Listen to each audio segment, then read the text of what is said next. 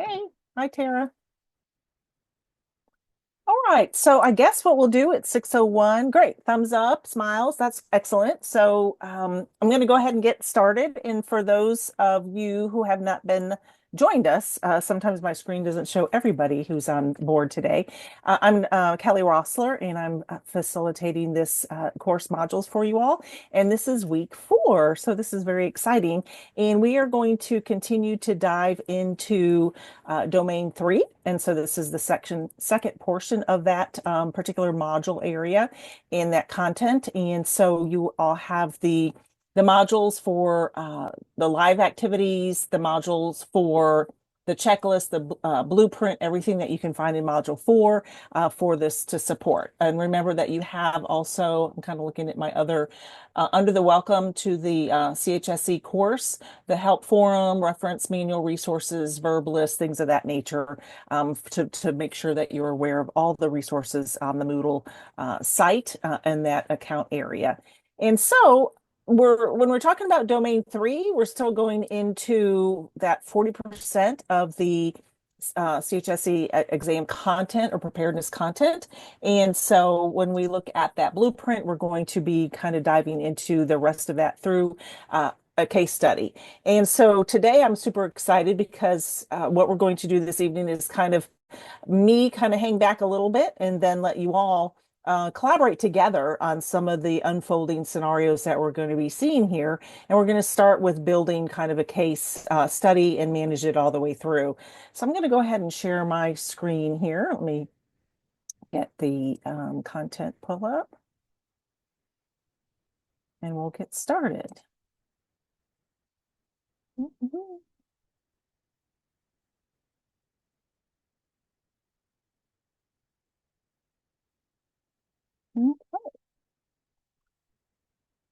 I'll let that. So I'm going to go through kind of the course here. And when we start this section, I just kind of wanted to reach out really quick to see if anybody had any questions first regarding the last week's content. We're going to reinforce some of the content again today. Okay, if you think of something, we can definitely discuss it a little bit later, or as maybe that jogged your memory or something you thought to ask or wanted to know about as well.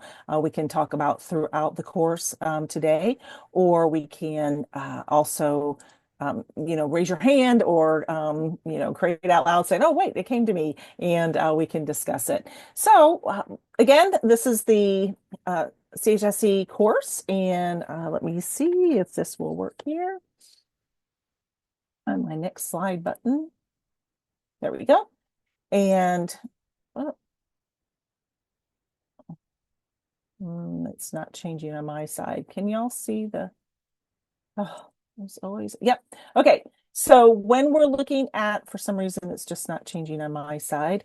But it is for you all, which is great. Okay, I apologize. So this right here was kind of sharing your screen name. So if you haven't been here before, pretty much, well, we kind of looked at how all the images in here are the presentation are royalty free from clip art or Pixabay, and permission was given by the organization. We'd like to encourage you all to, at your comfort, to have your names displayed and or as we start discussions to be visible. I realize that sometimes, depending on where you live as well, Wi-Fi access or connectivity can be sometimes poor with video. So definitely understand that. And when we're kind of moving forward here, we're going to talk about domain 3 again, and this is the educational principles applied to simulation. So we're really looking at moving simulation from that theory and curricular development into that practice. So what would that prudent educator do? We're having our kind of thinking caps on for that educator mode when we're looking at the knowledge, skills, and attitudes through, not through a chosen profession, but as the universal educator or simulationist. And that for this actual educational principles, this domain covers It's just again applied to simulation. So again, last week we covered the part one of domain three as well. And we learned a lot about this week moving forward, kind of subject matter experts again. So how we tap into if I am a adult critical care, registered nurse, and I haven't really stepped into the realm of peds for quite some time, I'm going to reach out to my colleagues or those experts in that subject matter content to help us with that development of the simulation scenario, that simulation-based education platform. So when we're thinking about planning or designing or implementing simulation activities themselves, remember, we're going to kind of go back again. We've learned about Kirkpatrick. We learned about Miller's model as well, and the kind of choosing our Bloom's taxonomy. This one, we're going to redo a case study based on Kern's that 6-step curriculum process of development that he provided for us. So we're going to look at some simulation activities, and we're also going to kind of plan an event from kind of the start to finish and incorporate those curricular elements and kind of highlight and hotspot some areas for consideration for you. So when we think about this content as well, I think in the video, if you haven't been able to see it, that formal presentation that's in the modules also highlights the kind of virtual events, IPE, teams, things of that nature as you are preparing for educational principles. So this right here is, once again, we're going to kind of collaborate together, and I'm going to let you all take the helm with some, just me guiding through the case study presentation. If we were all together in a tabletop type format, we would possibly maybe break up into teams or go through each step by step scenario based. So here we actually have 9 of us on the call, so all of us together can collaborate on this particular application item. And what we seek to have happen here is truly looking at this particular case study. And so this activity is hopefully we can get engaged and kind of think about designing simulation-based education scenarios. In my past classes with you all, I was able to kind of share how I utilize one type of simulation design template or an activity to help me prepare for future events, kind of my templar, my case study, if you will, my exemplar that provides a template for moving forward of what would I do all those components as well. And so when you think about the conducting activity, it leans into then that question format. So when you're taking, test questions, quiz format, things of that nature, it helps you reinforce those concepts through application, because that exam process is in the application type format as well. So kind of let's think about a simulation activity that you may be asked to create. It's your facility, but for the well-being of our group here, what we'd like to do is think of a activity that we're going to create. Think about questions you would want to include in a needs assessment, and then how would you write objectives? So we're kind of going over 3 things. The first thing is what kind of activity, overarching activity, do we want to create? A simulation-based education activity.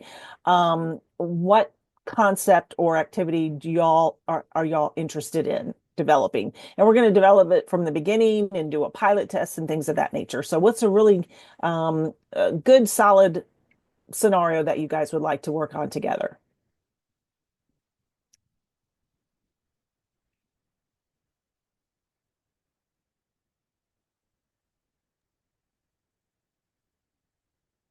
It can be any type of simulation-based education activity.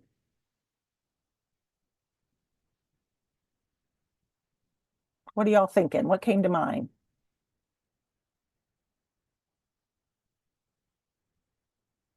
How about somebody who is developing one now and would like to share? Okay, communication, infection control. Okay. Okay. So when we think about how about we kind of combine both of those together? So we actually are developing a simulation-based education scenario based on sepsis or infection control measures to decrease sepsis and maybe hand hygiene practices in the hospital.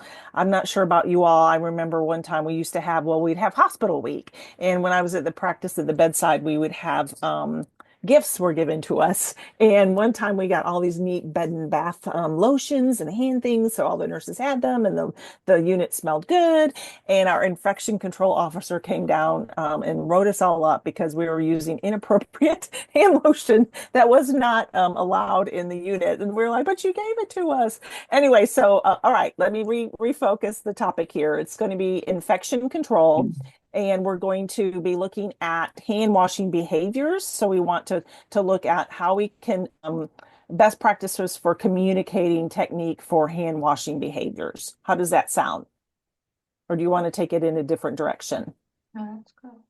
Okay, so we have our scenario, and what questions would you want to include in a needs assessment? So I'm going to kind of go forward here just a minute, if y'all will, and just reorient us back to Kern's 6 steps of the curriculum design process, where we can look at a targeted needs assessment. We can move forward for goals of objectives all the way to educational strategies. So we're going to kind of start here, a targeted needs assessment, and work through our actual activity together. When we think about what questions would you include in a needs assessment for this particular activity? Are you all thinking about? Oh, you guys are already writing them. Okay. Okay, questions to ask. Who are the learners? What do the learners need? What is the level of the learner? Good. Level of learners to be included, and who is our target learner? Excellent. Okay, potential concerns are already identified. So if we have, so I could think of two with infection control in a hospital setting where we have the whole interprofessional collaborative team, right? So I might have some health care providers where research demonstrates, old literature, when I teach my research course, we talk about hand hygiene and cleanliness and things of that nature. And sometimes research demonstrated that sometimes healthcare providers, certain types of healthcare providers from the medical side, were less compliant with hand washing, going in, foaming out, or using hand hygiene techniques. Novice nurses or new persons into the hospital environment were more so. So when we think about it, is what's the level of the learner? Who are there? What are concerns we might have to address about them based on their practice as well? Or if we're using universal precautions or universal behaviors for hand washing, that should involve everybody. We want input, definitely. And then also where in the hospital. So if we're thinking about the location in the hospital, that's a great thing about, are there different practices in the pre-op area or post-op area for hand hygiene versus universal side? Current policies, yeah. So those are all great resources that you can look at. I'm just going back up again to see if I missed anything there. And equipment, sure. So do we have even supplies to be able to, what equipment will we need to enact this? What would be our best modality when we're thinking about that? Excellent. So when we think about a needs assessment, we would think about those things. And how do y'all feel about writing some objectives?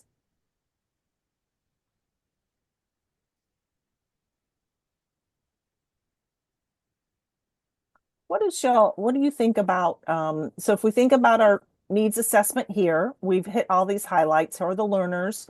What resources? What is their learning environment? And who are the faculty? So y'all hit the nail on the head with all of those. When we're thinking about this for preparedness too, the educator is going to assess that learning environment as well as the learner. So, if they're, again, level of learner, have they had education before? Well, it could be somebody new who's orienting to our system who is not aware of that. So if they have credentials or not. So you all, again, targeted all those important key items. When we think of objectives and all, if you all will permit me, sometimes writing objectives and goals and outcomes can be a little blurred. So if you're okay with it, I'll just kind of go over these. A couple of SMART objectives is how they're outlined, and then we'll go back to our case scenario. Okay. So we've got some objectives. The learner will, upon completion, recognize required steps to ensure infection prevention responsibilities. Okay. So we've got kind of like a diagnostic statement, right? Upon the goals, ensure learner is conducting appropriate hand washing technique is a goal. Okay. So when we think about those goals and objectives, the goals are generally those general intentions, and they help drive that simulation activity. So we really want to make sure that we prioritize what our objectives are. And one of the things that we encourage all of our learners who take the course here are to be familiar with SMART objectives. So really looking at being very specific, very measurable, looking, are they attainable? Can they actually be logistically, the achieved, right? Is it just too far of an item or out there that we're no way going to be able to achieve it? Is it relevant? So does it lend relevance to the learner? So does it archingly align with the needs of the learner? And we should have a time component.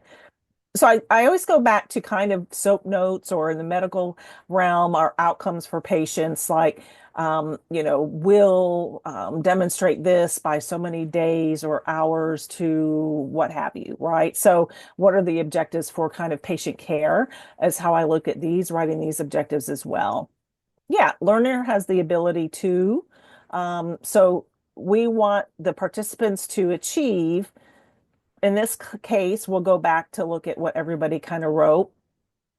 We want them to be compliant with learning about the steps of infection prevention through hand washing, and they're able to be support hand washing technique by the end of the session. Okay, yeah, and it could be that there are kind of, if we think of competency-based education or deliberate practice where they have to show it over and over again. So hand washing techniques, you'd think that would be something very simple to be able to do. I think this is also something sometimes when we go in and out of patient care settings and checking their armbands, if we're so familiar with that patient, we know them or we provided care to them, we may we're still formal and professional, but sometimes we may say, oh, yeah, I know who you are, before we, scan the armband to make sure they're the right patient. So when we're thinking about this scenario that we're doing with hand washing, ensuring that those processes aren't, oh, yeah, I'm hand washing my hand, and they fictitiously do it, but we really need to see them demonstrated. Okay, perfect. Okay. So what I'm going to do, you guys have that down in the chat. We have some great information about how to write goals, being very, SMART objectives, being very specific, measurable, attainable, relevant, and time bound, having a knowledge of that. So if I go back up to our area here, let me see if I can switch that back.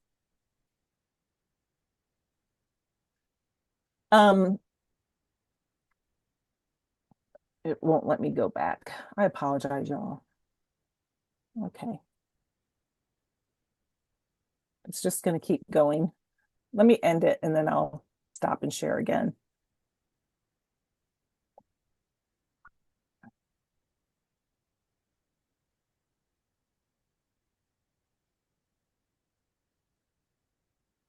Let's see.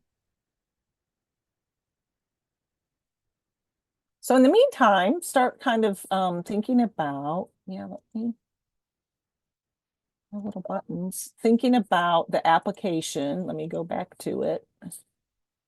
Okay. Again, I appreciate y'all's patience.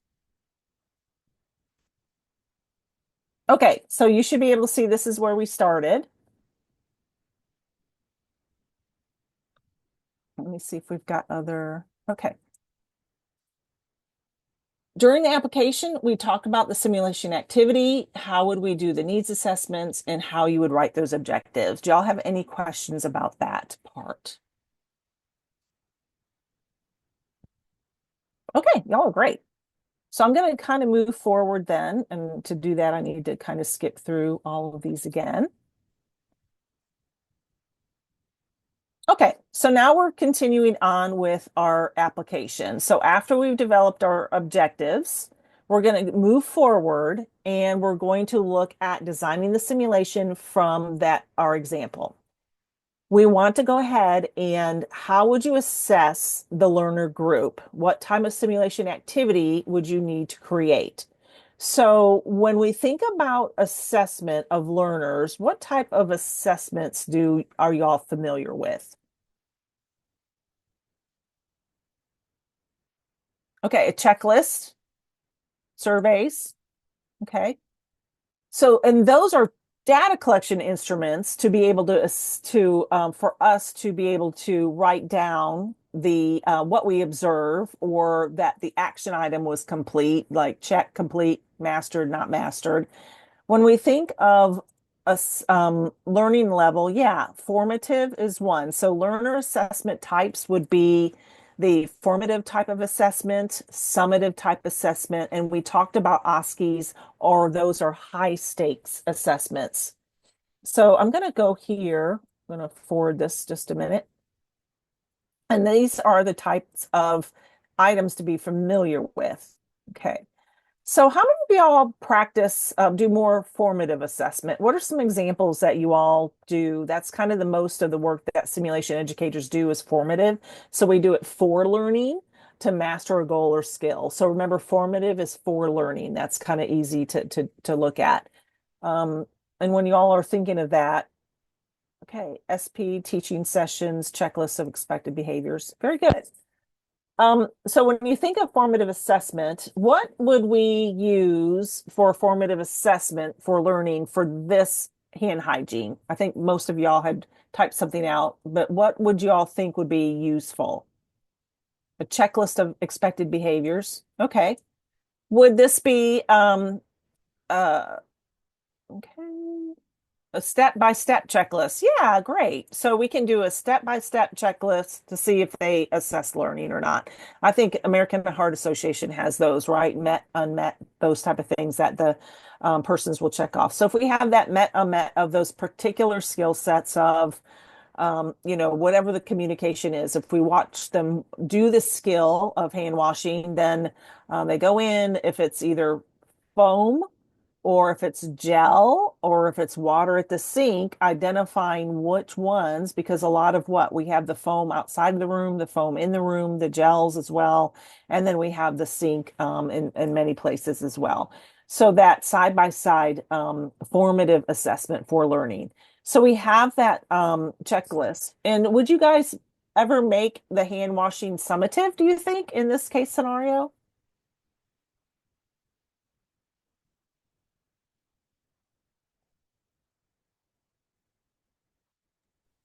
Could be, Yeah, yeah. Well, yes, to determine competency. yeah, okay, good. Yeah, because we want to determine competency because if we have a hospital where infection rates are sky high and because of hand washing, I can think of a great exemplar, if you all will permit me again, is I've been in, this is years ago, but this is when we used to just have, MRSA, methicillin, resistant, VRE, verchromium, medication type things we were given at the time, but we had VRE as the vancomycin resistant bug. We also had different types of staph, things of that nature. But the verchromium comes to mind because in this particular scenario, a patient had our unit had VRE, and the a healthcare provider was getting out that particular medication to give. It was given somehow, some way. They traced it back to that it was that medication given at the bedside. The person didn't wash their hand. It was a procedure. They came back to answer the phone, didn't wash their hands in between. Then what happened? That contact with the patient, that bug, so to speak, the VRE now is transferred over to the phone, and then somebody else picked it up. So once again, you could kind of trace the behaviors of if they had properly hand washed, then we wouldn't have had that particular person who could go from unit to unit pass that along. And it started off with giving a medication, getting a medication to give a medication, and go from there. And so when we think about the summative, we want to, it could be at the end of the session. Is Tara provided that response? It could be. Um, And Kat said we always included in all of our physician exam SP OSCE cases. Okay, awesome. So it can be an area where you're like, wow, this could be a high stakes type assessment or a summative assessment based on the area and based on the outcomes or the learner assessment type. So just to kind of have an idea of if we're looking at formative for learning, summative is really for validating a skill or that competency of it. So the summation of learning. In the academia, we think of that as the mastery of items like a skills clinical proficiency checklist or competency checklist.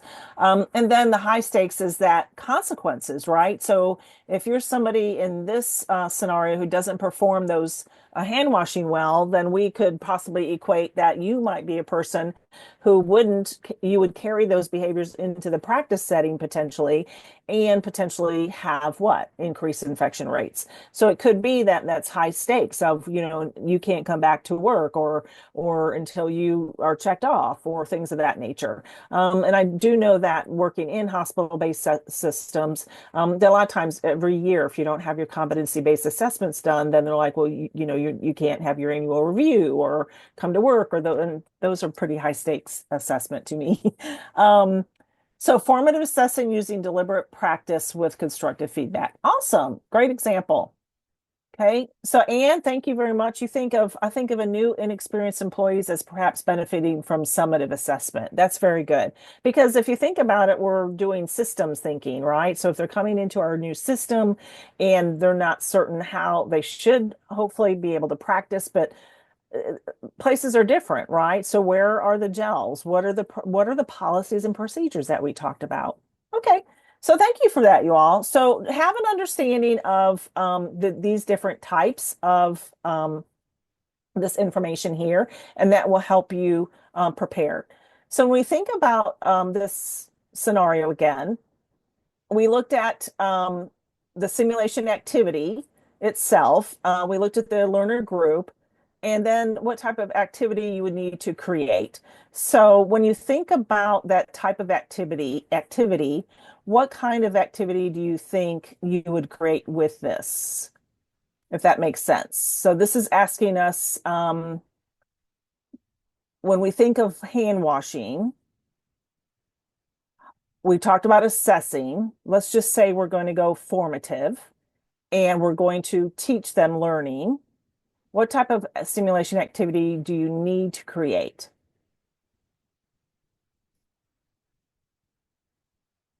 What supplies? Would it be a workshop or a simulation-based education scenario? Um, so based on the information that we have and from the needs assessments and our objectives, what kind of activity would you set up?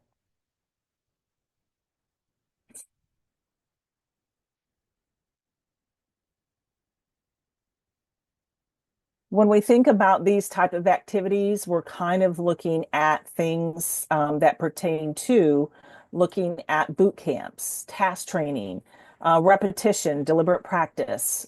If we need a simulation scenario, will everybody be there or will it be team-based? Do we have them grouped at level? So I really liked how we had in here based on new employees. Maybe all the new employees have their orientation and they go through those skill checklists. Systems testing, or would it be IPE? So how would y'all like to set this one up? Okay. Somebody's going to bring food. I saw a lot of celebration cakes come down on my screen. Um, anyway, it could be a workshop done with an SP. Okay. So how would we do that with an SP? Okay, how long would they have to do it? Singing happy birthday, use the glow in the dark powder to check them off too. Is that so we have a checklist, but would also confirmation on our checklist pass fail, the green dye or that germ glue is not on their hands. That could be another assessment side, but we would need to look at would we use that? So how would you all think about using the standardized patient? What could be an example? I really like the idea. And you guys can feel free to talk too. But, oh, okay. With an SP, it might be a practitioner entering the room. Okay. So is the standardized patient going to be like the observer um, to see if the learner completes those tasks?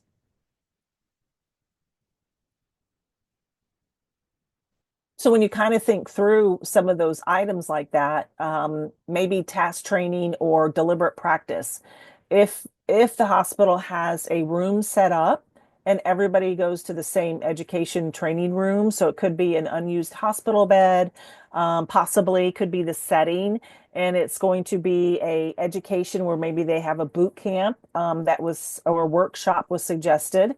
And during the workshop, they have the policies, the procedures, all the activities, all the knowledge-based items that they have. So the knowledge part is shared with them. And then the demonstrations of the skills from a formative perspective for a checkoff. And maybe you'll have different persons come through in different areas and different observers observing them. But you'd have to kind of think of resources for that, right? So as people come by, would it be like a scheduled workshop, or could they drop in for the workshop, or how would that go? What would that look like?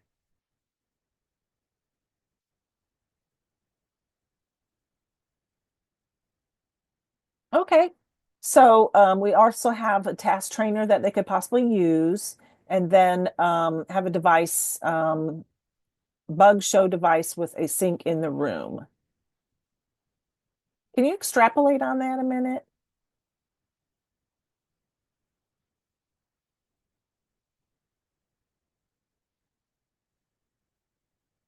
So it's like a tax trainer, they call it a bug show. So normally it has a UV light. So normally the students will have to kind of powder their hand and they can look in there and see that their hands are dirty.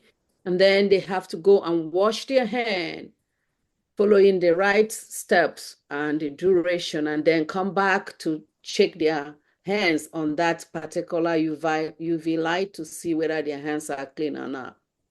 Awesome. Thank you for that. Thank you. So yeah, that sounds very doable. So you could have multiples of those set up, right? Yes. And stations. So then you have the resources to be able to do it. So Anne looks at one would have to consider the large volume of learners and how to complete the activities without disrupting too much. Correct. So that would be part of that needs assessment of scheduling too, of taking into time frame of do they sign up for a session? Like maybe you run sessions from 9 a.m. to 5 p.m. and each, group or a unit, this is your day and time and everybody comes there, or they can self sign up and they can scan in or something to that effect. But you keep them moving through the process. Excellent. So yeah, I like that idea. So a formative assessment, we have a box type of activity where it's that germ glow, and the rater can be there with a checklist for that particular scenario. It's could be a workshop to begin with to get all the learning part done, and then the group goes from the workshop to the actual demonstration station.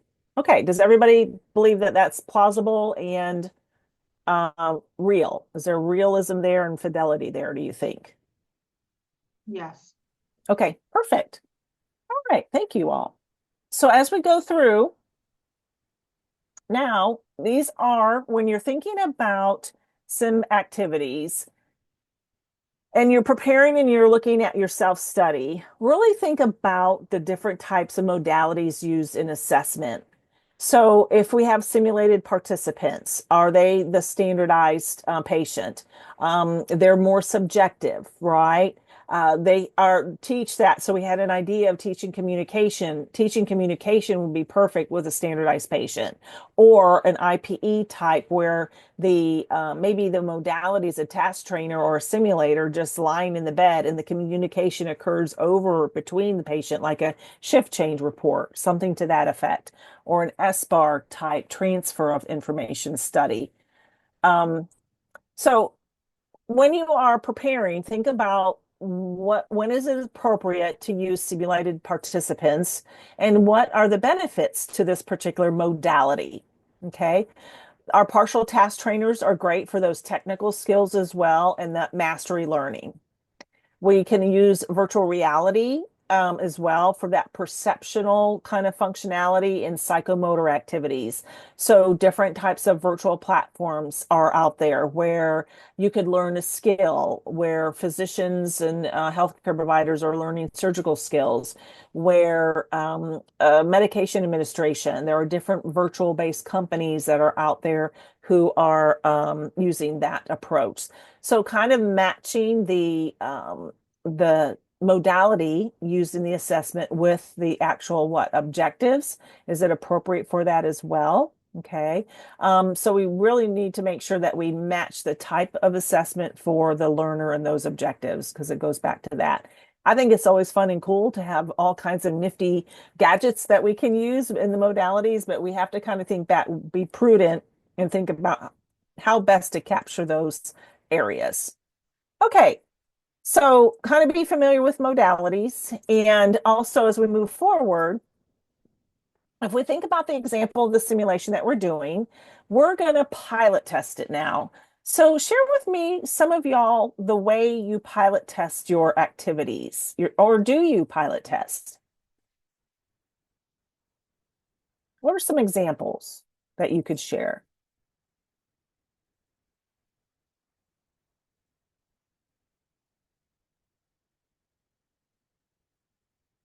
When we had a new piece of equipment at a facility where I was, we needed to take into consideration that the learner, the room, we didn't have a formal sim center or a place. It was a classroom kind of that we converted into a simulation classroom. And so there were brick walls. And the brick walls, when we had a new higher fidelity mannequin with RFID and things of that nature, the Wi-Fi or the internet, the operational, we had to always keep the window open because it wouldn't go through. Our mannequin wouldn't work if we had the windows closed. So we needed to do a what? Pilot testing to identify what was happening and how we can make certain that we have that, yeah, dry run, right? When they run through the scenario with instructors, but not with students. Perfect. Excellent. Anybody else have a example of how they conduct pilot testing or dry runs? Or something you'd like to share that might be helpful for others that you notice during a dry run or pilot test? Okay, so you did a therapeutic hypothermia. Okay, I bet it was. So you tested a team on that. So if I'm cold, I'm probably not going to be pleasant. So testing that with everybody. No worries with their connection issues. I understand. So we're kind of pilot testing to see, do a dry run, right? And I think that's a great example. If I were a person doing evidence-based practice study or design or research design or study, I do a run through of it. Like if I'm asking participants to do this, what's feasible for that, right? So are we asking our learners to do this activity? And as we prepare for the pilot, do we need an electrical cord? Or what about this pump if we have something? For this case study, for hand washing, what are some of the things that we would anticipate or we want to be on the lookout for based on our design, our objectives, and the way we're going to assess them? What are some things in pilot testing that you'd want to be on the lookout for? This is the hand washing case study that we were speaking about.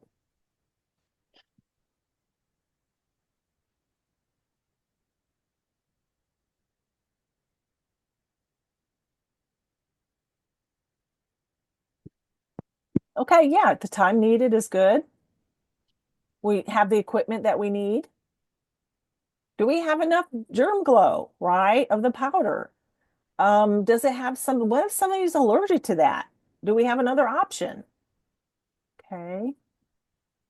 So when you're running through, yeah, dry run with the SME, exactly. So who's the subject matter expert? Who would be the subject matter expert in this case if we were doing something on infection control?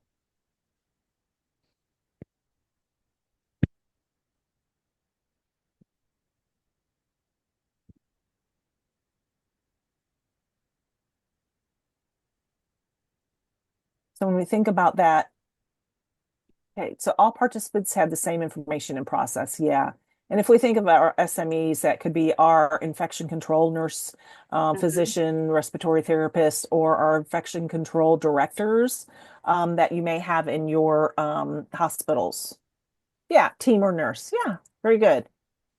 Excellent. So those could be our SME persons to help us to test through it. So we pilot tested it and we've run through and everything's going well. Um, who do we need to be present for this activity to be successful? Okay, activity to be success.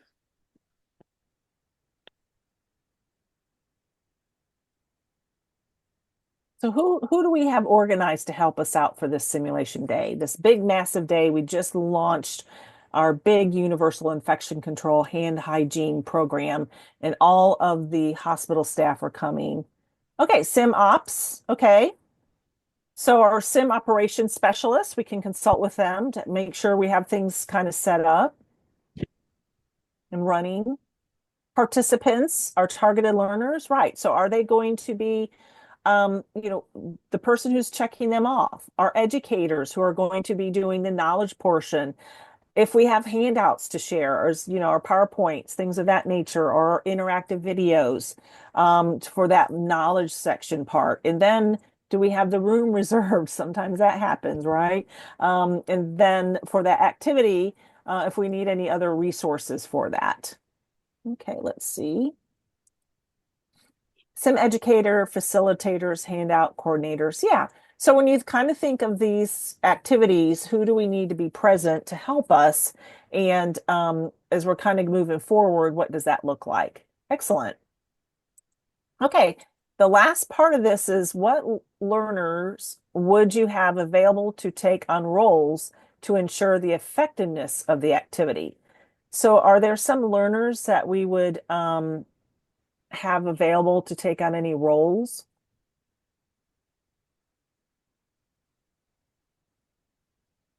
in the pilot test?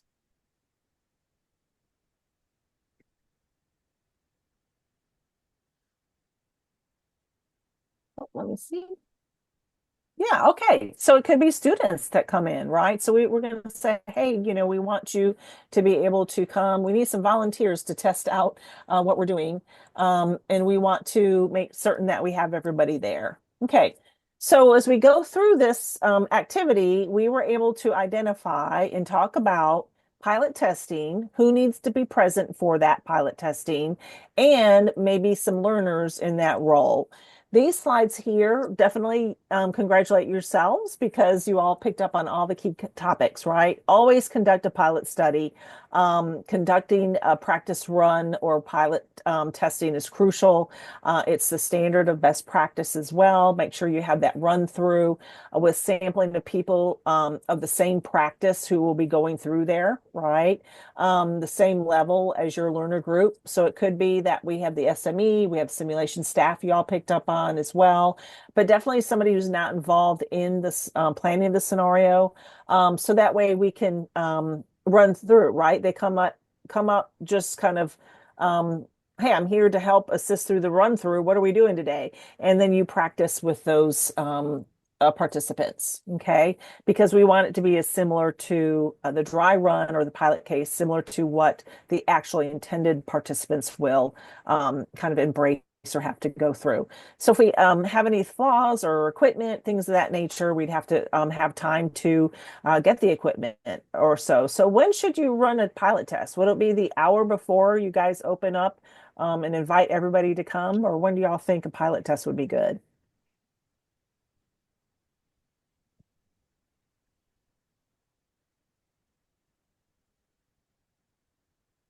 Yeah, sure. Yeah, a week or two advance before so that you prepare and you have everything ready. Good. And it really depends on the scope and the size, but always kind of keep that in mind if we need that time frame when you're doing a backward design, if you will, too. Think about, okay, the endpoint is this, these are our goals. What do we need to do? Okay. When we think about preparing for pilot testing as well, some of the things you all tackled those great too. So practice makes perfect is what this says. If you need scenario copies, if you need a case materials for your standardized patient, if you need a program list, if you need the schedule, it's always nice to kind of have everything in a booklet or a space and somewhere organized for your team to kind of use as well. If you need moulage for it as well, which in this case, we've already identified our supplies and things. So kind of have an idea of when you're pilot testing, who do we need to recruit? Who's going to be there for it? What are the learners? Have those concepts in mind when you're thinking of curriculum planning. Okay, so we are coming kind of to the end of our slides. We finished our scenario.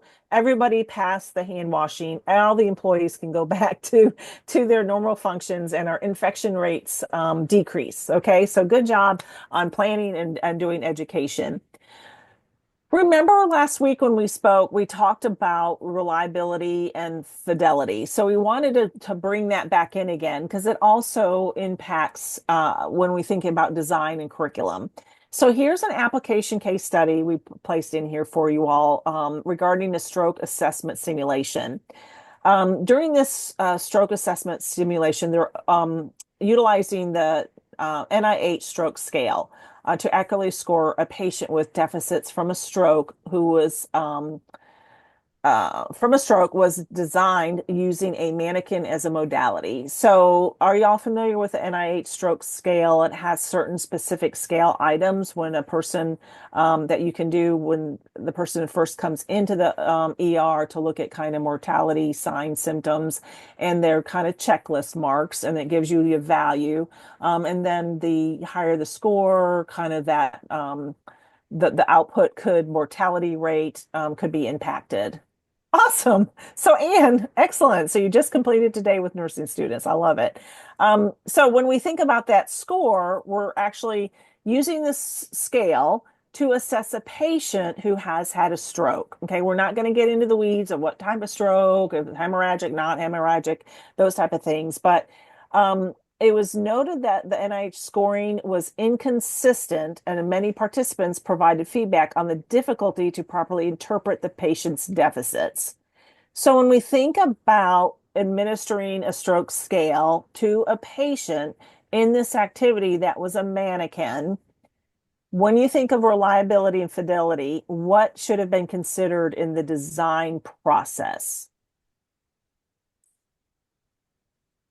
Yeah, right. So yeah. So even though we may have a simulator and I have the best person on the other side of the control room who's speaking as the voice of the patient, that simulator, are they going to be able to do the facial droop? Are they possibly going to be able to stick out their tongue? Right? All of those knowing are they able to do a gaze? Are they able to follow your fingers? Are they able to have interactions? So the mannequin doesn't have the movement, the gaze, the motor, ataxia, inattention, things of that nature that the stroke scale tests. So it would be very difficult. And if we're trying to train persons on that, then we need to reconsider that because the level of fidelity is not there. It's lacking in its poor fidelity. Let's see what y'all have written here. Yeah, visual. An SP would have been much more impactful. Excellent. Yeah, so SP might not be able to do all of that. Okay, a virtual patient. We could do a virtual patient. If somebody had access to a virtual stroke patient, we could definitely use that as well. So one of the things could be based on our supplies is consider that modality that's appropriate for the fidelity, that's also appropriate for the learner, our SMART objectives, our goals, and our endpoint. So this is just one application side. Well, what makes sense to that? And I do agree that we could have a level of fidelity with immersive and virtual platform rather than a screen-based platform, right? So in the immersive, if the patient was able to do all those things, if it's a screen-based, I haven't seen many that you could interact with that could do all the NIH stroke scale components. Yeah, face drooping is hard to, yeah. Okay. All right. So I'm going to stop sharing right now because that's kind of the end of the day for this. So I'm just going to pause here and just ask if you all have any questions or if this was kind of helpful for you all to have to kind of put into context about how best to kind of prepare when you're thinking about this particular domain. Helpful. Great. Questions about the modules themselves?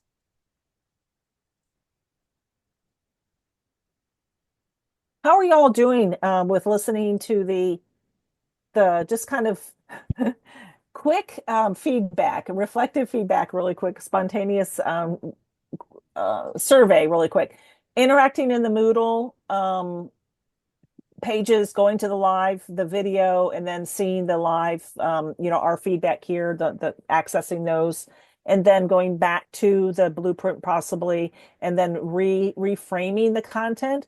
So what I would suggest between now and next week is kind of go back to look at your own professional development sheet and look through of any areas that you want to discuss further or might have some attention on. You can put that in the chat box or email me, and I could put kind of a list together of items if we want to reframe those again or provide those resources for you all. So next week when we talk, we'll be going over our last final domains. But I want to make sure that you can make those connections as well. So thank you for this feedback. So very helpful. Excellent. Okay, so Catherine, you normally work with SP side of things and not actual simulations. So thank you for sharing that. So, you may have to then lean into gaining a little bit more knowledge about those task trainers and things. They are intuitive, right? But if you're not worth them every day, then we would lean into you with your expertise for standardized patients, definitely. Okay. All right. Any other things we can help you with? Anything you have questions about? Is there anything you all would like to share on your learning journey with others that's helping you right now? Some tips for other peers that are here?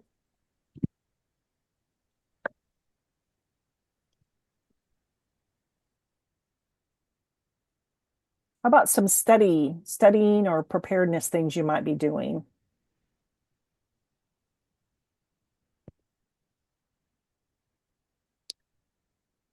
This is Laurencia. I'm studying for my test, so Okay. this is so helpful, at least it's making me to realize the it was like so much together that I can't differentiate which one is which, but now I can kind of view the application level of it. So Wonderful, wonderful. And sometimes again, it could be you take again, that sim dictionary is so impactful to kind of say, okay, what is this asking me to do? And then taking that and applying it into an application. Because if you think about fidelity, well, how do I define it? Or reliability or validity? Oh, and when we talk about data collection instruments, it's different, right? And then how do you apply it to take it to that next extent?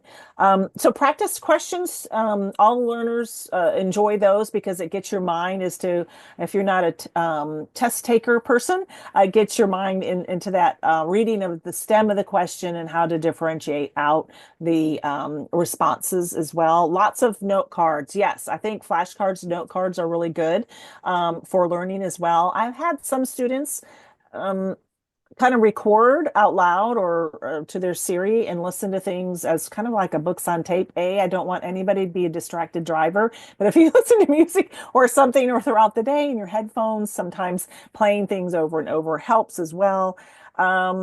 Okay, thank you for sharing, Ashley, that you started the application for the exam, watching the videos. So congratulations on that for the application process.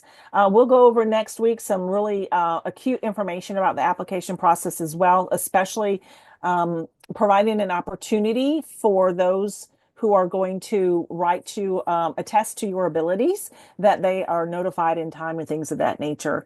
Videos, the content in the manual Perfect. So that manual is very helpful to kind of go back to and kind of blend all the content together there. And then again, look at your professional development tool to say, I got this. I know these concepts. But make sure you go back in there to say, okay, yeah, this is what they're asking about those concepts. And I understand it from the general educator standpoint, right? Not just in your specific setting. Okay. So yeah, for physical therapy, regards to modalities, I hear what you're saying because if you're thinking about skills of that nature, you work as a member of a team, and that training, and so a lot of those activities, like if you're going to teach somebody how to walk with a cane or something, or versus a walker, right? Or how to, if somebody has an ACL tear, how are you doing exercises for them? So that's a lot of that hands-on. So really deep dive into those modalities to kind of have your concepts of what they are, the different types of them as well. So that might be very, very good for you to do. Um, let's see. Accommodation process. Okay, so we'll talk about that next week as well. And there's great resources on that on the SSH website, but I will put that in my notes to discuss as well. Thank you for adding that, Catherine. I'm going to write it down. Okay. Hey, I enjoyed being with you all today. Thank you for welcoming me into your Zoom environment and having an interactive day again. And I'll connect back later this week with just after the live this live session is posted, just to recenter us for next week, and then reiterate again some questions, to invite questions that you all might have as well as we go over the final modules. Thank Okay, you. yeah, thank you. Have a good rest of the week. This is a very special day in the country of the United States, I will say. So thank you for being here, and y'all have a great rest of the week. Thanks, Thank everybody. you, Hannah. Have a great night. Good night.